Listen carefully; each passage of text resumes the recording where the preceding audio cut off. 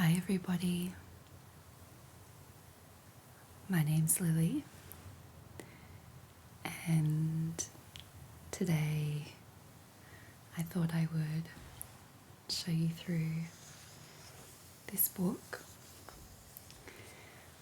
while I have a bit of cuddle time with my little companion here, who seems to always want to feature in my videos these days. And I mean, look at him. How am I to say no?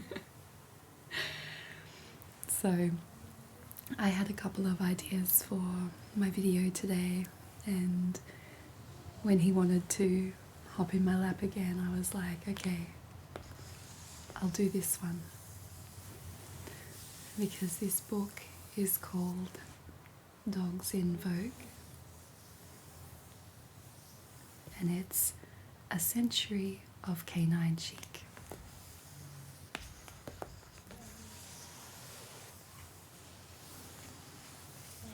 So I'm not sure how we're going to go with showing it, firstly upside down, but secondly with my little guy here. We'll see how we go. So I love how the inside cover has this houndstooth pattern, which I think is a clever little nod to the canine theme.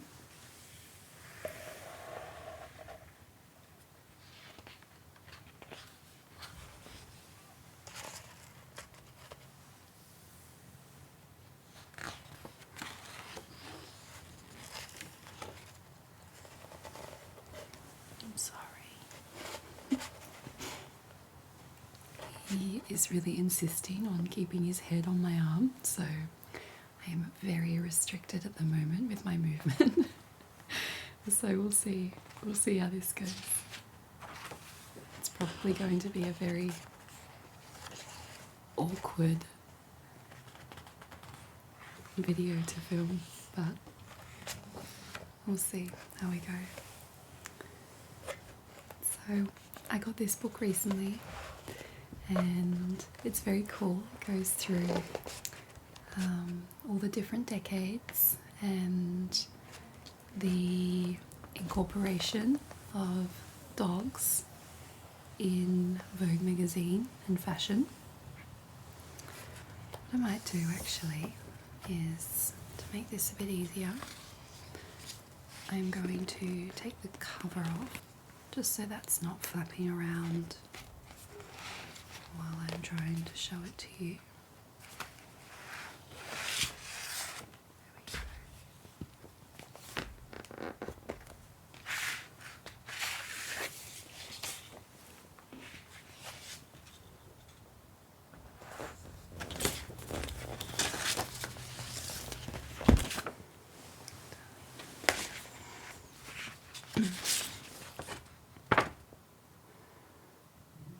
So I'll read you the little blurb, which gives you some context on what I'll be showing you in the book. So it says, the next best thing to having the world at your feet is to have a dog at your heels. Observe Vogue in 1930. They are the only friends that money can buy. There are philosophers and scamps, mystics, snobs and saints. Some are at home on a satin cushion. Others must stretch their legs and lungs in the open country, while others amiably fit in anywhere. Since 1909, dogs have had a role to play in the glamorous story of Vogue, as companions to style icons and royalty, society leaders, artists and models. Portrayed here are dogs in their own right and dogs with their people. Here are magnificent German Shepherds and Great Danes, stout-hearted wire-haired terriers, elegant sighthounds, diminutive pugs and Pekingese, poodles, the epitome of French chic, and gentle spaniels and retrievers. all have delighted generations of Vogue readers and will delight you too. I'll skip this bit and then just go to the last passage, which says, Dogs in Vogue is a wonderful, unique celebration of man and woman's best friend. In Vogue, dogs are accessories and accessorized, objects of desire, posing and prancing across the pages of the world's most famous and influential fashion magazine.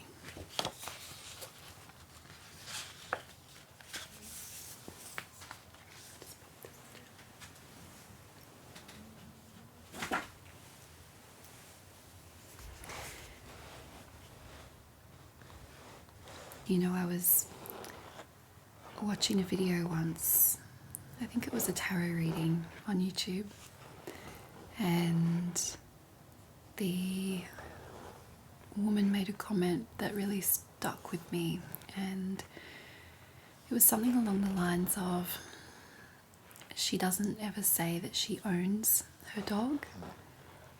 She says that it's her companion, which I thought was a nice way of framing it, because yeah, if you have had a dog, you'll understand. It's just such a special bond, even when they're a bit annoying, which this one can be, especially when food's involved.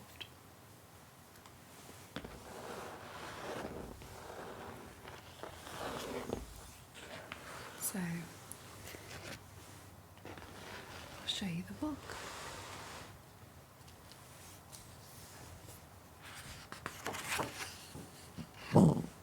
Hey, don't be grumpy. We're on camera.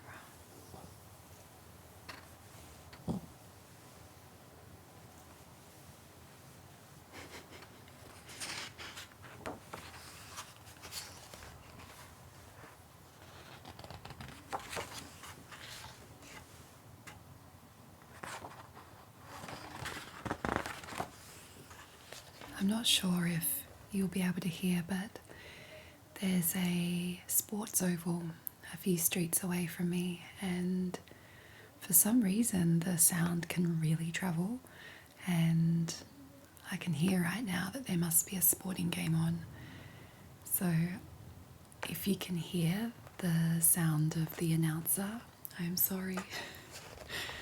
You're just going to have to try and take it as ambient white background noise. Sorry. So some of these photos are so cool.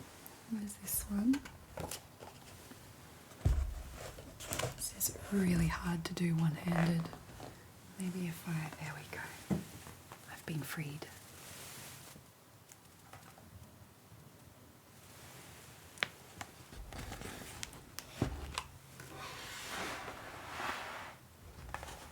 Whoops.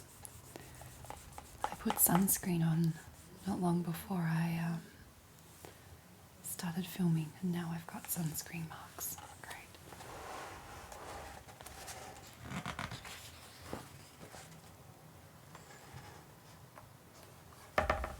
It's a beautiful photo. So this is the Duchess of Sutherland and her Pekingese, and it was taken in early January 1917.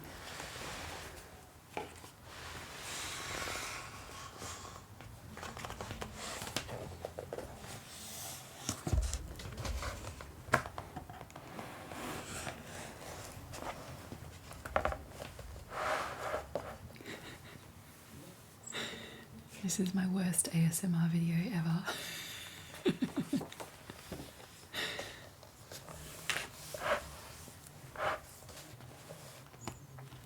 You're going to be the downfall of my channel, you beast. He doesn't care.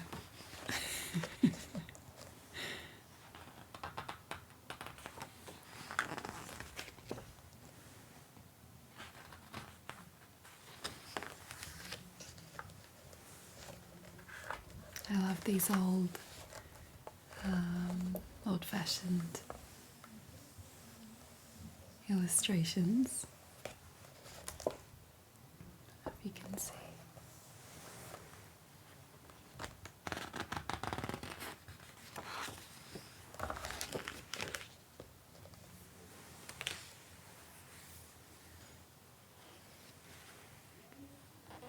This looks like it's some kind of advertisement from the 20s.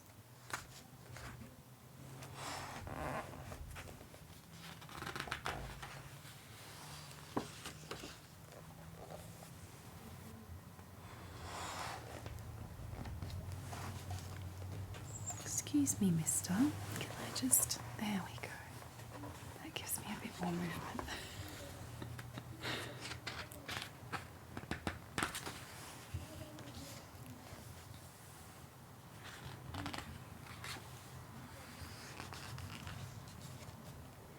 I mean, if we're going back to what I said earlier about not owning him, but him being my companion, I'm kind of starting to realize it's actually that he thinks he owns me.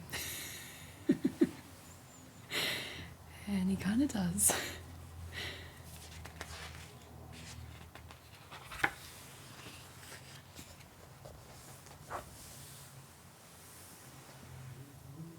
But he's very good. I wish I could show you guys his little collection of tricks that he can do. It's very cute. I think his favourite one is to spin. So sometimes I'll make him spin before he gets a treat. But then other times I'll be preparing his dinner and he'll just start spinning, thinking that that will make me give him his food quicker, I think. It's so cute.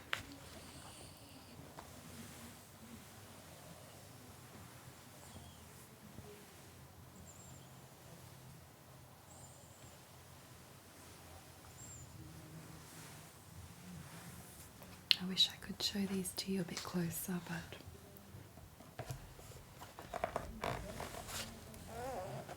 hopefully the page sounds will suffice.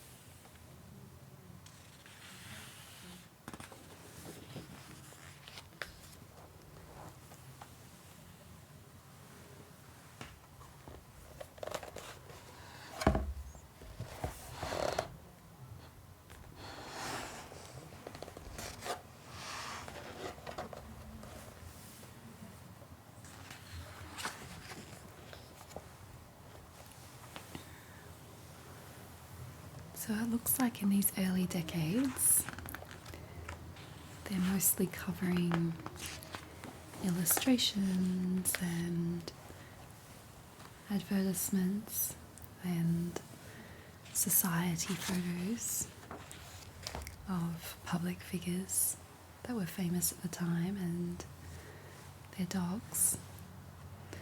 Then I'll see if we can skip a little bit along, because I know that, oh, that's beautiful, isn't it?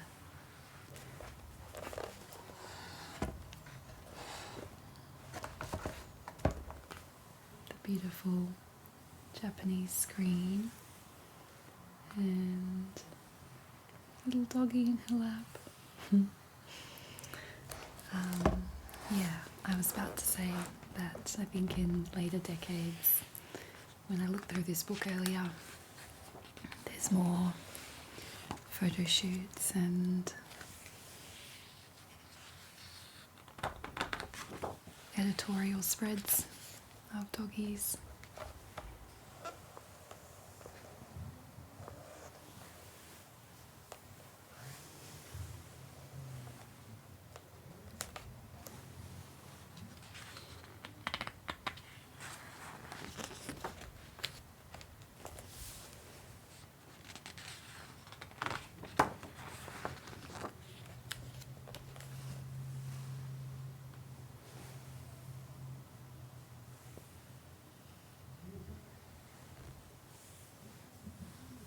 This is my first dog that I've sort of got on my own and trained and taken full care of.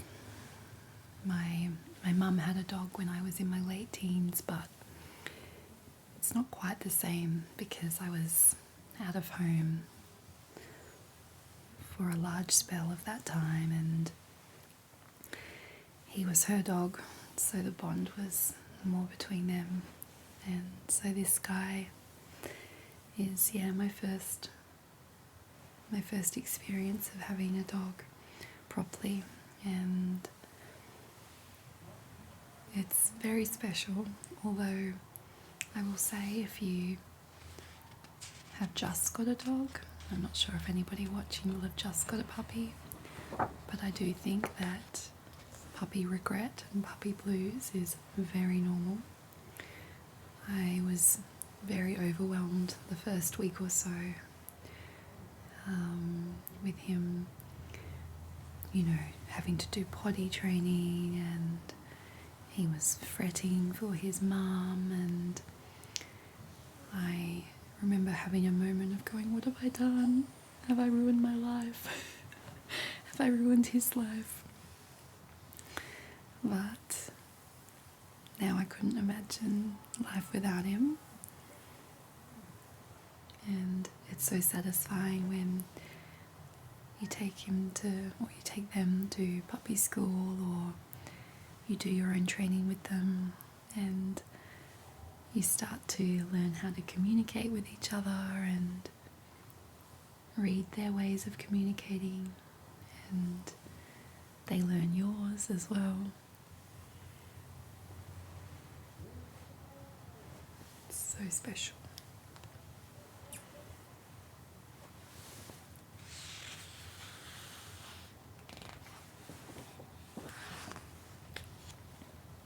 And it's such unconditional, unjudgmental love.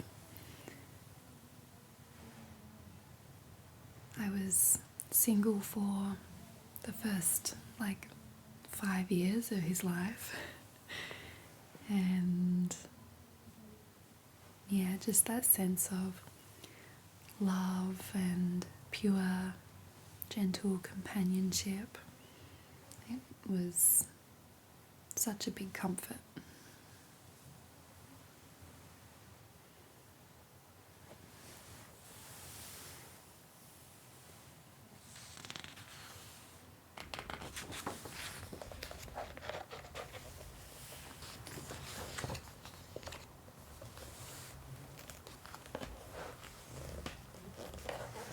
Okay, we're at the 1940s now, and I've put my grubby sunscreen hands all over the pages a bit more.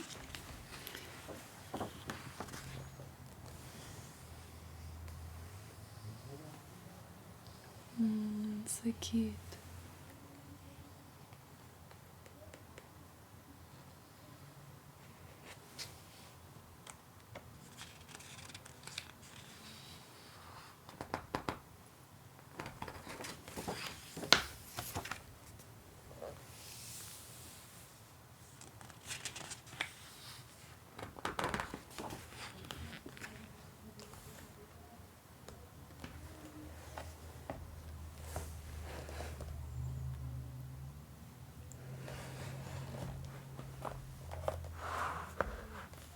I love looking at old advertisements. I think we have so much thrown at us now that ads have kind of lost their charm that they kind of used to have. But I remember when I was a kid in the 90s, I would sometimes spend my pocket money on buying Archie comics, and at the time they would get shipped over from the States, and they'd have a sticker on them saying airmail from the USA. And I loved the comics, but the thing that I really loved about them was the advertisements, because, I mean, nowadays I think the difference between what's available in Australia and the rest of the world is pretty minimal. We have all of the shops and fast food chains and whatnot that most of the other big cities around the world have, but back then, you know, we had a lot of different brands and there were a lot of things available overseas that weren't marketed in Australia. And so I would pore over the advertisements for like American cereals like Captain Crunch, which I still have never tried because it's not sold here. And I'm trying to think what else struck me back when I was a kid looking at those ads. Maybe Oreos.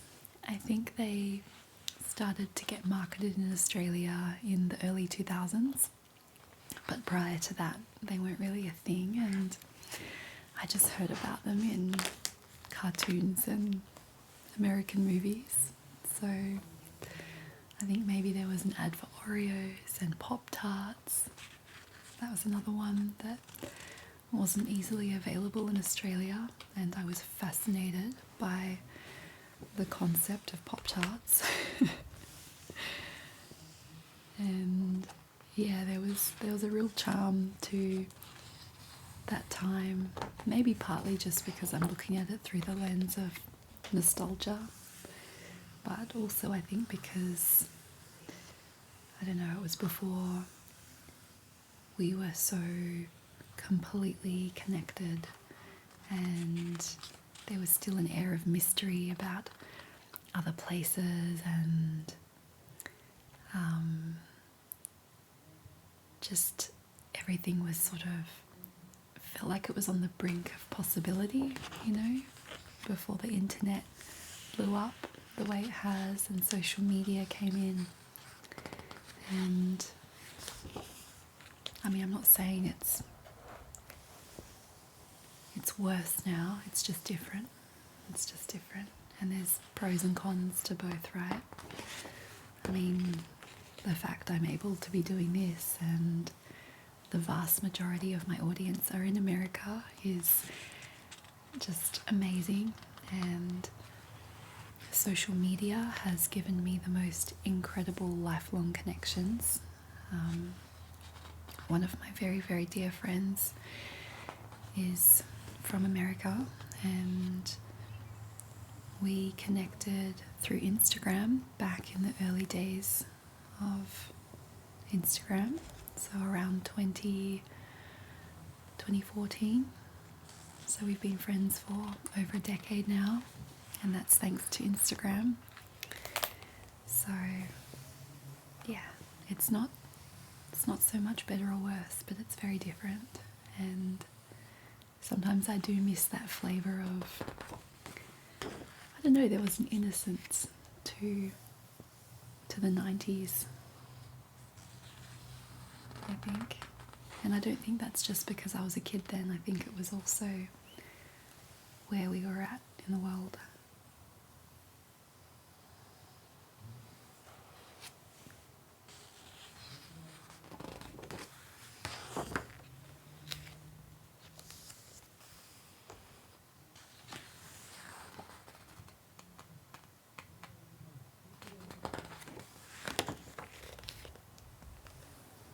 Such cute photos. Look at this little boy.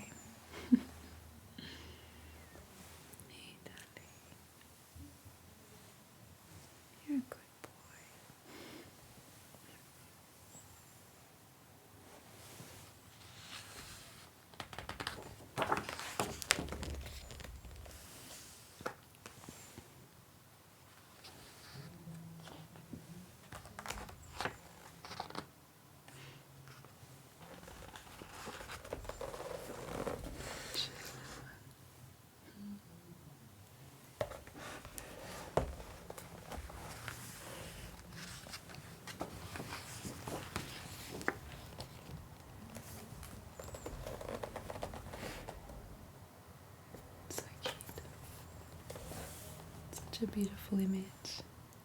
Kind of looks like my dog a tiny bit.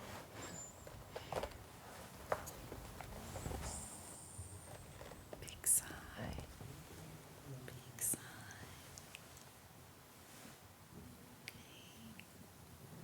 You're very sleepy today, hey? It's quite rainy out there today, so he knows that on the really rainy... Whoa, that was a big sigh. Oh, a big yawn. Yeah, he knows on rainy days it's usually a quiet day we'll spend indoors. So, oh, I love these photos. So beautiful.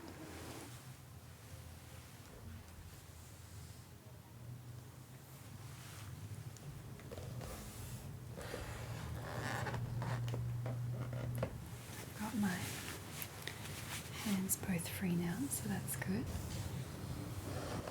So beautiful. I love the makeup of that era and the style.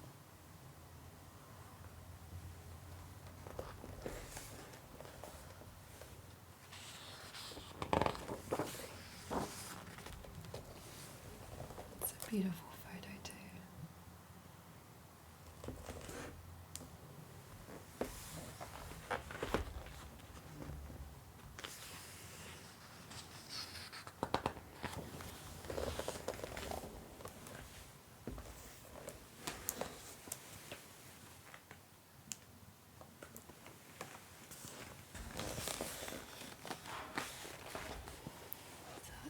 Here that this is Princess Radziwill with Thomas, her pug, and she was the younger sister of Jacqueline Kennedy. And then on this page we've got Elizabeth Taylor and Richard Burton.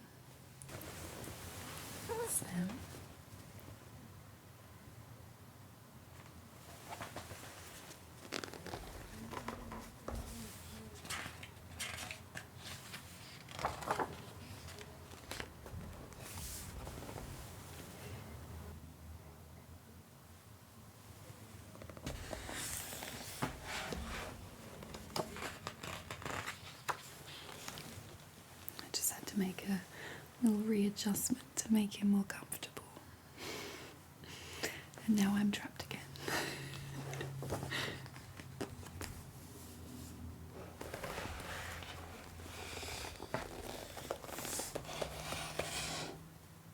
Very glamorous shot.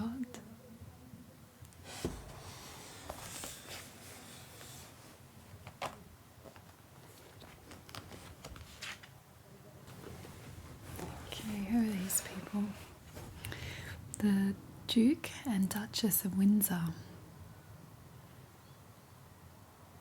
And this is in American Vogue in late 1967. And it looks like they were photographed here at their country home in Paris with two of their black pugs.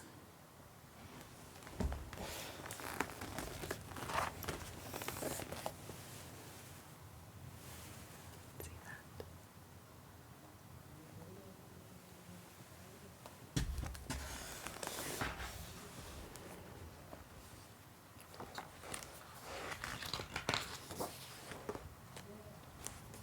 Oh, I love this shot. It's so glamorous. I wonder, what's it for? What does it say? So it's the actress Virginia North posing with a Saluki.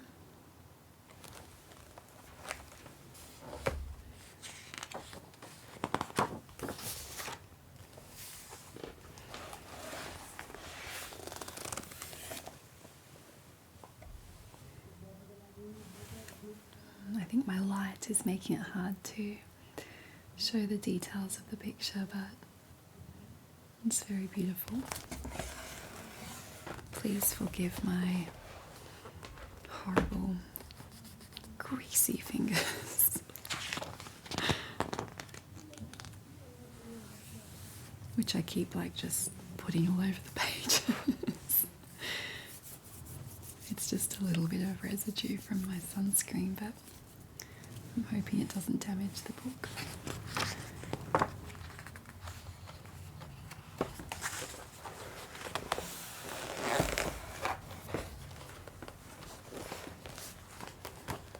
So now we're getting closer to the 70s, so the photo shoots are getting a little bit more avant-garde and interesting. I love this one. Just everything, like the colours and the shape and the composition, even the furniture.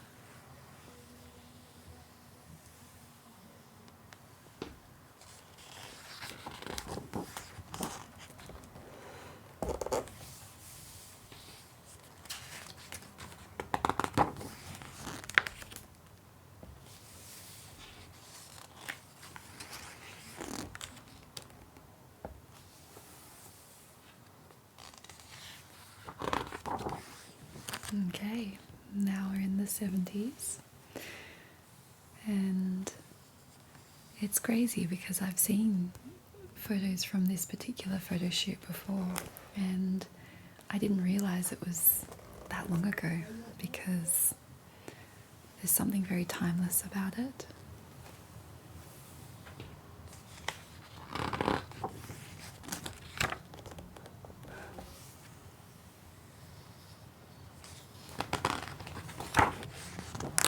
Really stormy outside.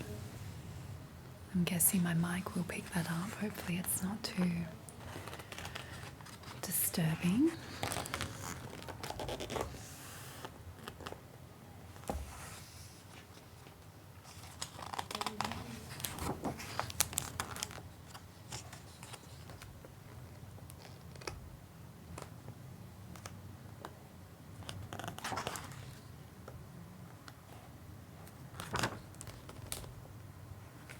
The 80s.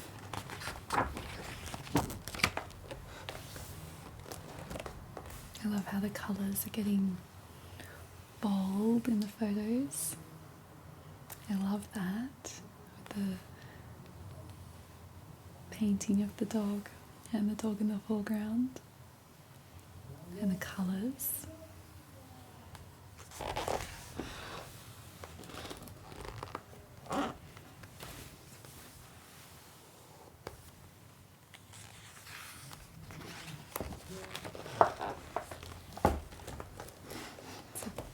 Amazing photo shoot.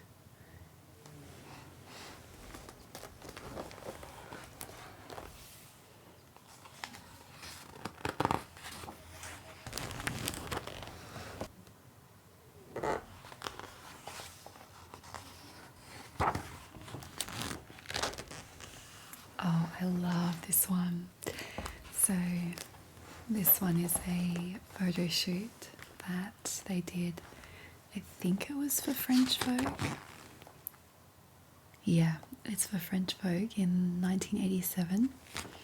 And instead of using human models, they've used the dogs to model jewelry and accessories. And it's just incredible and so creative. You can see the jewels there and this guy with this royal blue dress and a little brooch.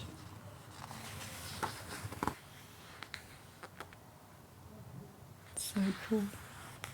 And there's a little gold jewel there. I think it's a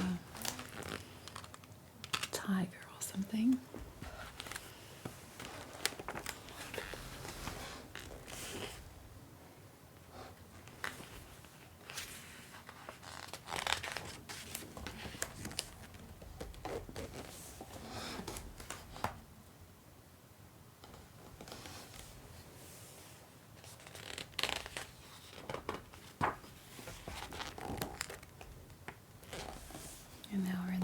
90s.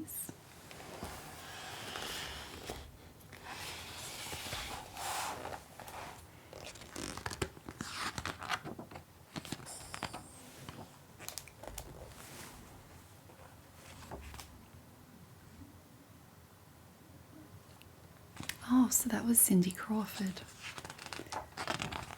in that picture.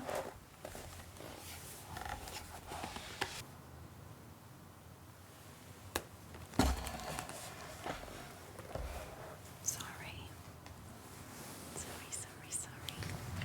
And then we've got Kate Moss, the iconic 90s supermodel.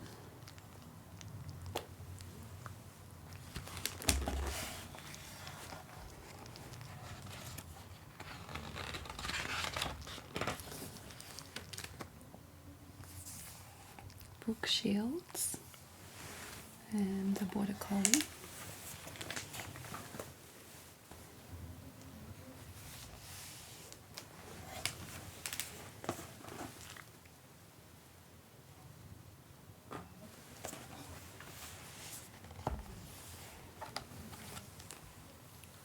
Helena Christensen and two Samoyeds. They are such beautiful dogs.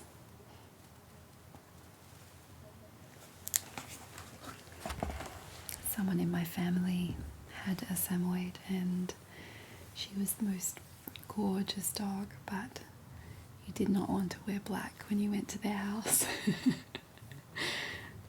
There was white fur everywhere.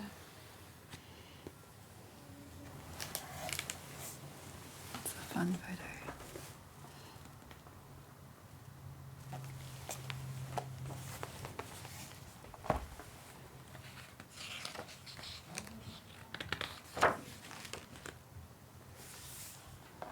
Who's this? Azadine Alea with his Yorkshire Terriers.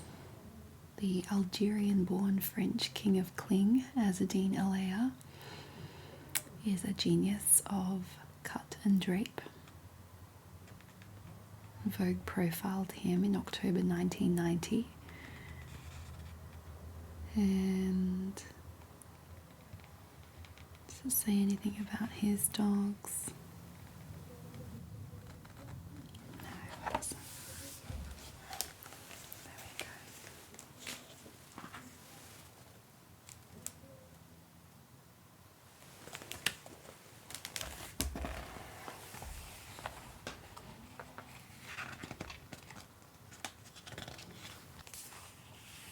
Uma Thurman,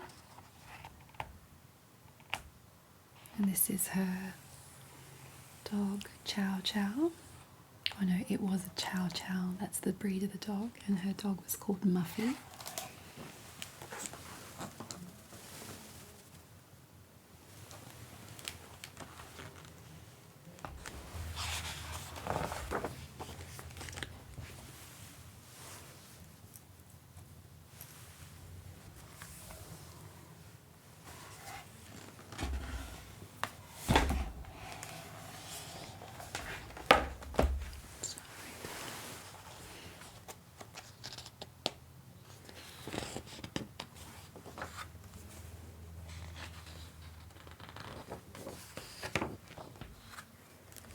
There's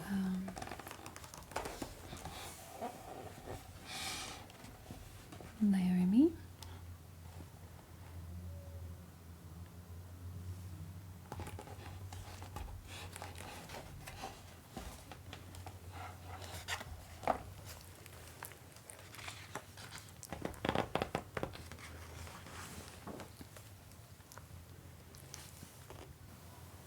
That's Marc Jacobs and his English Bull Terrier, Alfred.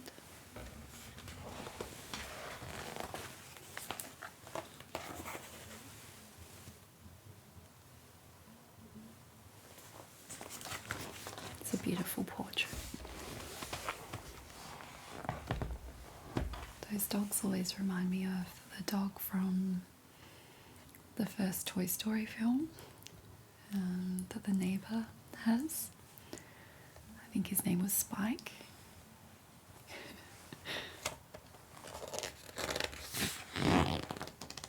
And that's the end of the book.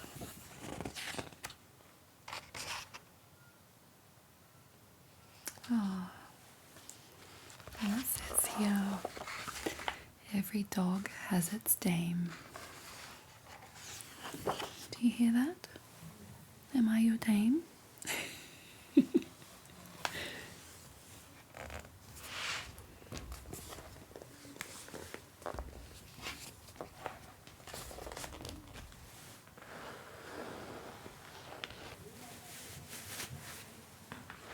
So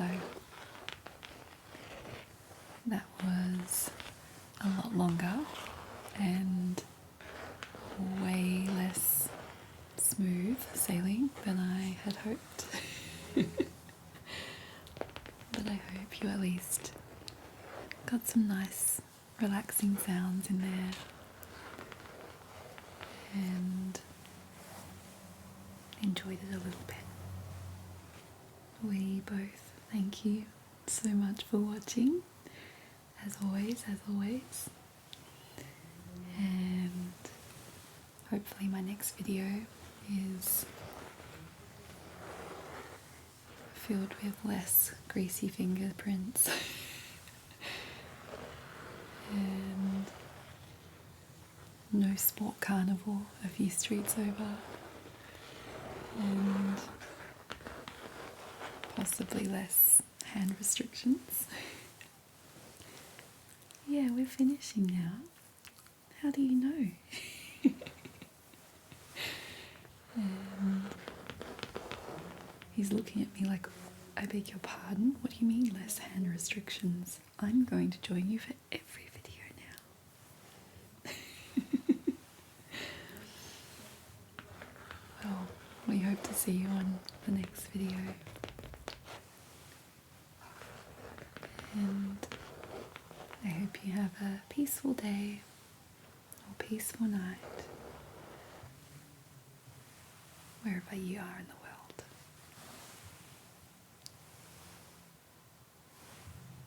See you next time.